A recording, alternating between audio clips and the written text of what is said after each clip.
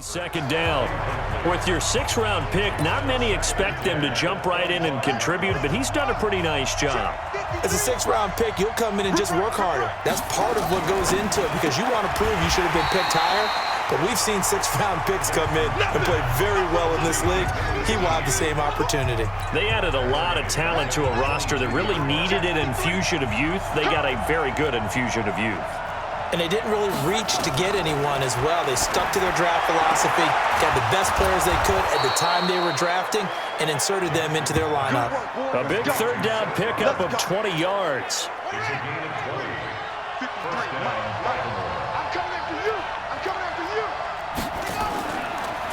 They go to the former Saint, Mark Ingram, and he'll run straight into a wall of tacklers at the line of scrimmage. It's 2nd down. Call it no gain on the play, and it'll be 2nd down. Throwing on 2nd down. Jackson. Snead's got it. And he'll be taken down, but not before he works it past the 50.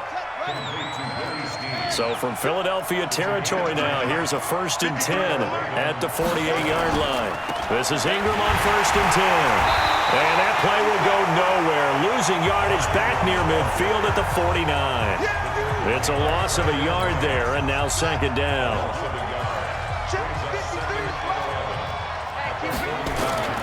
On 2nd and 11 now.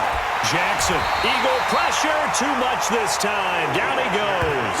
Fletcher Cox, the former Mississippi State Bulldog, ringing the cowbell there on the sack. Now after that sack, it's 3rd and long for Jackson and the Ravens. Here's Jackson on 3rd and long. And that will be incomplete. Not the opening possession they were looking for, especially on the road. No doubt about it, because they wanted to come out and establish a little momentum right away.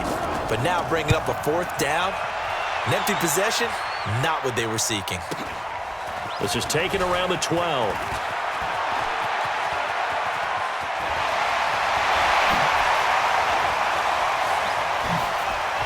And all the way inside the 35 before he goes out of bounds. He had his sights on the end zone.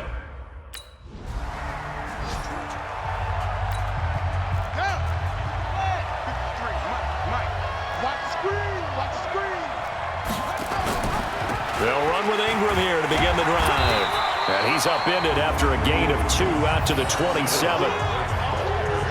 They tried a quick hitter inside, but that one was swallowed up because what they're hoping, this big defensive lineman will take the bait and move laterally and open up a crease that they can run through. Didn't happen on that play. Shreds the tackle. Still on his feet, and that one covered beautifully. Their defenders stayed home, and they'll stop him behind the line. He'll wind up losing a yard on the play, and that'll lead here to a 3rd down. On 3rd down, Jackson. And the throw there going to be incomplete.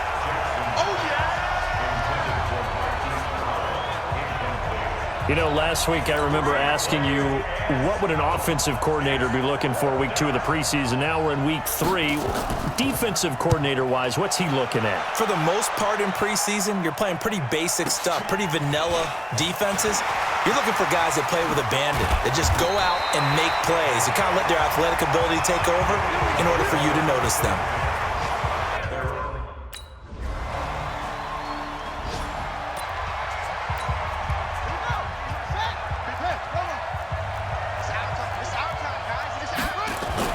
On 1st and 10, it's Jackson. It's complete to Snead. And he gets this up to the 34 out of bounds there. Give him 9 there on the 1st down completion. Maybe a good spot to take a shot. Here's 2nd and a yard from the 34. They toss to Ingram. And he'll lose yardage. Brought down at the 32. A 2nd down play results in a loss of 2 yards. The Ravens on 3rd down. Just 1 for 3 thus far. Here it's 3rd and 3. Here's Jackson to throw. And that is incomplete. These offensive starters still out there in the second quarter. You would think the plans for them to at least play into the third quarter, if not all the way through it. Yeah, it might go by feel. If they have a really good first drive to start the third quarter, they might pull them after that. If not, might leave them out there a little bit longer, but I'll guarantee this, they'll be gone by the start of the fourth quarter. Great blocking, nearly sprung him there. 28-yard return, and the Eagles will have...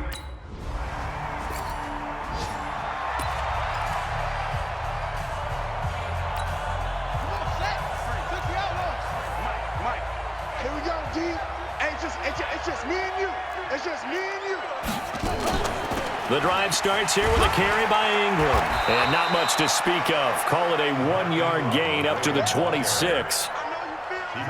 The run only got a yard. Here's 2nd and 9.